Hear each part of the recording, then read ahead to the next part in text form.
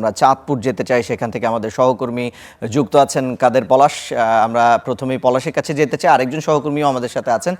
পলাশের কাছে চাঁদপুরের নির্বাচনের খবরাখবর জানতে চাই যে প্রার্থীরা কি প্রতিশ্রুতি দিচ্ছে। জামাতের একটা সমাবেশ হওয়ার কথা রয়েছে, সেই সমাবেশের প্রস্তুতি কেমন দেখছেন জানাবেন। মাঠে জামাতের নির্বাচনী জনসভা অনুষ্ঠিত হচ্ছে। এখন সকাল 10টা থেকে এখানে ওয়ার্ড পর্যায় থেকে ইউনিয়ন পর্যায় থেকে নেতাকর্মীরা উপস্থিত হয়েছেন। ইতিমধ্যে যারা নেতৃবৃন্দ আছেন অনেকেই বক্তব্য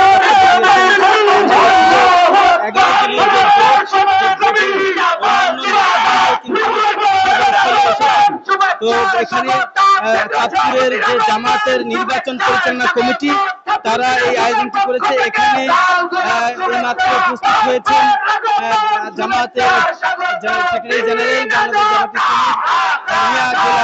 বাংলাদেশ সহ অন্যান্য নেতৃবৃন্দ এখানে উপস্থিত হন। বাংলাদেশ কেন্দ্রীয় ছাত্র শিবির সভাপতি উপস্থিত হয়েছেন। আমরা দেখছি যে এখানে ওয়ার্ড পর্যায় থেকে শুরু করে চাঁদপুর 3 আসনের হানিচর এবং চাঁদপুর সদর দুটি উপজেলার নেতাকর্মীরা উপস্থিত হয়েছেন। যেমনি তাদের নারী ভোটার বা নারী কর্মী সমর্থক যারা আছেন তারাও এসে উপস্থিত হয়েছেন। আমরা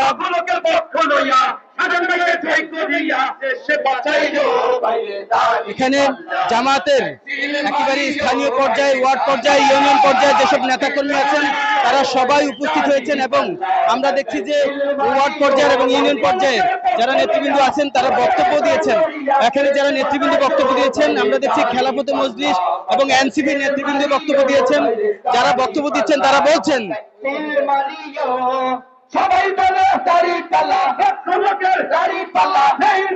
তারা বলছেন যে ন্যায় ইনসাফের নির্বাচন হচ্ছে এবছর এবং এবারই যে নির্বাচনটা হচ্ছে এখানে যে গণজোয়ার এসেছে জামায়াতের পক্ষে এবং সাধারণ মানুষকে উদ্বুদ্ধ করতে হবে নির্বাচনে যাতে তারা ভোট দিতে পারে এবং ভোটের যে সুষ্ঠু পরিবেশ সেটাও বজায় রাখার জন্য তারা প্রশাসনের কাছেও তারা দাবি করেছে, আবদার করেছে। এবং কিছুক্ষণের মধ্যে জেনারেল সেক্রেটারি বাংলাদেশ জামায়াত ইসলামের বক্তব্য দিলেন এবং তার বক্তব্যের অপেক্ষায় নেতাকর্মীরা আছে তিনি কি ধরনের নির্দেশ।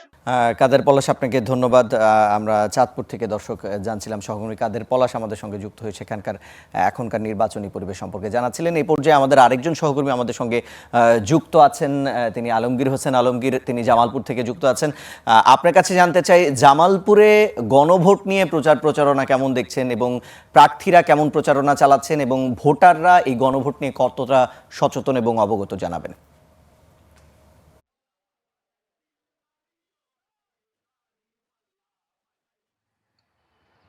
রিশান, জামালপুর আসলে গণভোটের প্রচারণা নামমাত্র চলছে। বিশেষ করে জামালপুর জেলা নির্বাচন অফিস, জেলা রিটার্নিং কর্মকর্তা এবং যে তথ্য অফিস রয়েছে, তথ্য অফিস থেকে কিন্তু লিফলেট বিতরণ থেকে শুরু করে বিভিন্ন মাইকিং করে কিন্তু পাড়া মহল্লাতে গণভোটের প্রচারণা চালাচ্ছে। কিন্তু ভোটাররা যে বিষয়টি বলছেন যে গণভোট সম্পর্কে যে স্বচ্ছ ধারণা তা কিন্তু তারা এখন আসলে পাচ্ছেন না। বিশেষ করে যারা প্রান্তিক পর্যায়ে যেসব ভোটার রয়েছেন, বিশেষ করে যারা চরাঞ্চল এবং গ্রামাঞ্চলের যেসব ভোটার, তারা এই গণভোট সম্পর্কে কিন্তু এখনো তেমন কোনো আসলে কিন্তু ধারণা পায়নি। আর যদি আপনাকে আমি বলি নির্বাচনী প্রচারণা সম্পর্কে, তাহলে কিন্তু আজ 10ম দিনের মতো চলছে ত্রয়োদশ জাতীয় সংসদ নির্বাচনের প্রচারণা। আর নির্বাচন যত আসলে ঘনিয়ে আসছে এই নির্বাচনী প্রচারণা এবং নির্বাচনের যে উৎসব তা কিন্তু আসলে বৃদ্ধি পাচ্ছে। প্রার্থীরা আসলে নিজ নিজ এলাকাতে কিন্তু তাদের যে গণসংযোগ এবং যে ভোট চাওয়া কিন্তু তারা চালিয়ে যাচ্ছেন। প্রার্থীরা প্রতিদিন সকাল থেকে শুরু করে একবার রাত পর্যন্ত কিন্তু ভোটারদের দ্বারে দ্বারে গিয়ে তারা নানা রকম প্রতিশ্রুতি দিচ্ছেন এবং কি ভোটারদের কথা শুনছেন। তারা তাদেরকে আসলেই তাদের বোঝানোর চেষ্টা করছেন, কিন্তু ভোটাররাও কিন্তু আসলেই পাল্টাপাল্টি যে তাদের যে চাওয়া পাওয়া এবং অনেক কিছু চাওয়া পাই কিন্তু আসলে প্রার্থীদের বলছেন। তো এবার ভোটাররা যে বিষয়টি বলছেন যে এবার শুধু আশ্বাস নয়, পাশাপাশি যে প্রার্থী আসলে সব বাস্তবায়ন করতে পারবে তাকে তারা আসলে আগামী সংসদ নির্বাচন তাদের প্রার্থী হিসেবে চাচ্ছেন। আমি আপনাকে যদি জামালপুরের আইন শৃঙ্খলা পরিস্থিতি সম্পর্কে একটু বলি, তাহলে জেলা নির্বাচন কর্মকর্তা যে বিষয়টি আমাদেরকে জানিয়েছেন যে জামালপুরে মোট ভোট কেন্দ্র রয়েছে 623টি ভোট কেন্দ্র। এর মধ্যে কিন্তু 334টি ভোট কেন্দ্র ঝুঁকিপূর্ণ বা গুরুত্বপূর্ণ ভোট কেন্দ্র হিসেবেই চিহ্নিত করা হয়েছে। এসব ভোট কেন্দ্রের জন্য কিন্তু আসলে আলাদাভাবে নিরাপত্তার ব্যবস্থা করা হয়েছে। তো এই ছিল জামালপুর থেকে সবশেষ তথ্য। রিশান। আলমগীর, আপনাকে ধন্যবাদ। দর্শক, আমাদের সহকর্মী আলমগীর জামালপুর থেকে যুক্ত হয়ে গণভোট সম্পর্কে জানাচ্ছিলেন। আমরা কিন্তু আরও তথ্য জানতে চাই। এ পর্যায়ে আমরা একটু বাগেরহাট যেতে চাই সহকর্মী SM সোহানের কাছে। সোহান, আপনাকে দেখতেই পাচ্ছি আপনি একটা হয়তোবা একটা গণসংযোগের জায়গায় রয়েছেন। সেখানে প্রার্থীরা আসলে কি কি প্রতিশ্রুতি দিচ্ছেন, ভোটাররা সেটিতে আসলে কিভাবে আকৃষ্ট হচ্ছেন, প্রার্থীরা আসলে ভোটের জন্য কিভাবে আকৃষ্ট করছেন ভোটারদের, জানাবেন।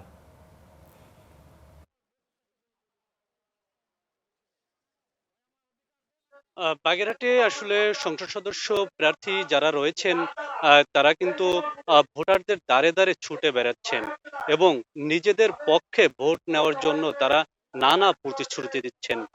বাগেরহাট যেহেতু উপকূলীয় জেলা, এখানে সক্রিয় পানির সংকট রয়েছে, বাগেরহাটে চিকিৎসার সংকট রয়েছে, বাগেরহাটে পড়াশোনার বা শিক্ষা প্রতিষ্ঠানের সংকট রয়েছে। এইসব সংবাদ নিরসনে কিন্তু প্রার্থীরা প্রতিশ্রুতি দিচ্ছেন।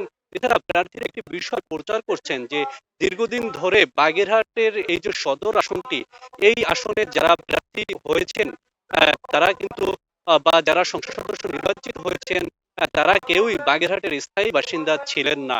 আহ, বর্তমানে যে 4 জন প্রার্থী বাগেরহাটে নির্বাচন করছেন তার মধ্যে 3 জন প্রার্থী এই বাগেরহাটের স্থায়ী বাসিন্দা। তারা নিজেদের অবস্থানটি স্পষ্ট করছেন জনগণের কাছে যে তারা যেহেতু বাগেরহাটের স্থায়ী বাসিন্দা, তারা নির্বাচিত হলে তারা বাগেরহাটে থাকবেন এবং সংসদ সদস্য হওয়ার পরেও কিন্তু বাগেরহাটের মানুষের পাশে তারা থাকবেন। বাগেরহাটের 4 জন সংসদ সদস্যের নাম যদি আমি আপনাদেরকে একটু জানাতে চাই। বিএনপির প্রার্থী ব্যারিস্টার শেখ মোহাম্মদ জাকির হোসেন, জামাতের প্রার্থী রয়েছেন শেখ মঞ্জুরুল হক রাহাত, এবং ইসলামী আন্দোলন বাংলাদেশের অ্যাডভোকেট আতিয়ার রহমান এবং স্বতন্ত্র প্রার্থী সাবেক সংসদ সদস্য MAH সেলিম। 4 জন প্রার্থী কিন্তু সমান তালে তাদের প্রচার প্রচারণা চালাচ্ছে এবং শান্তিপূর্ণভাবে বাগেরহাটে প্রচার প্রচারণা চলছে। এখন পর্যন্ত উল্লেখযোগ্য কোনো আম, নির্বাচনী সহিংসতার খবর বাগেরহাট 2 আসনে হয়নি। এছাড়া বাগেরহাটের যারা আইন শৃঙ্খলা বাহিনীর সদস্য রয়েছেন তারা কিন্তু খুবই সতর্ক অবস্থানে আছে তাদের নির্বাচন সম্পন্ন করার জন্য। বাগেরহাটের কচুয়া উপজেলার থেকে এই ছিল আমার কাছে প্রার্থীদের প্রচার প্রচারণার সর্বশেষ খবর। আপনাকে ধন্যবাদ